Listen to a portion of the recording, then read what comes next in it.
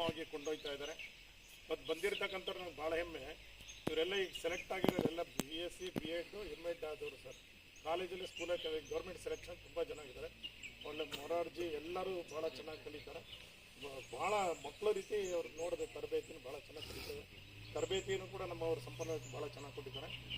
ಈ ಸಂದರ್ಭದಲ್ಲಿ ನಾವು ಜಿಲ್ಲಾ ಪಂಚಾಯತ್ ಕೊಡೋದು, ವಿಜ್ಞಾನ ಪರಿಷತ್ತು, ಸ್ಕೌಟ್ ಗೈಡ್ಸು ಮತ್ತು NSS ಎಲ್ಲ ಘಟಕಗಳು ಸೇರಿ ಒಂದು ಕಾರ್ಯಕ್ರಮ ನಿರಂತರವಾಗಿ ನಾವು ಕೊಡಗಿನಲ್ಲಿ ಮಾಡ್ಕೊಂಡು ಬಂದಿದ್ದೇವೆ.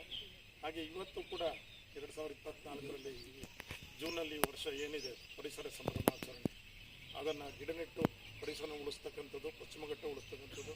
TGR ಸಿಂಧೆ ಅವರು ಹೇಳಿದರು, ಜೀವನದಿ ಕಾವೇರಿ ಇದ್ದರೆ ಮಾತ್ರ ಇವತ್ತು ನಮ್ಮ ನಾಡು ಬದುಕಾಗೋದು. ಎಲ್ಲ ಜೀವ ಸಂಕುಲ ಹುಡ್ತಕ್ಕಂಥದ್ದು ಪಶ್ಚಿಮ ಘಟ್ಟದಲ್ಲಿ ನದಿ ಮೂಲಗಳು, ಪ್ರಾಣಿ ಪಕ್ಷಿಗಳ ಜೀವ ಸಂಕುಲ ಇಲ್ಲ. ಅದಕ್ಕೆ ಮುಂದಿನ ಪೀಳಿಗೆಗೆ ನಮ್ಮ ಸ್ಕೌಟ್ ಗೈಡಲ್ಲಿ ಮಕ್ಕಳಿಗೆ ಒಂದು ಪರಿಸರ ಪ್ರಜ್ಞೆ ನಡೆಸಲಿಕ್ಕೆ ಇದು ಭಾಳ ಪ್ರಮುಖವಾಗಿರ್ತಕ್ಕಂಥದ್ದು. ಶಾಲೆಯಲ್ಲಿ ಘಟಕಗಳಿವೆ, ಹಾಗೆ ಯುವಕರ ಪರಿಸರ ಸಂಘಗಳಿವೆ. ಈ ಮೂಲಕ ನಾವು ಹೆಚ್ಚು ಮಾಡೋಣ.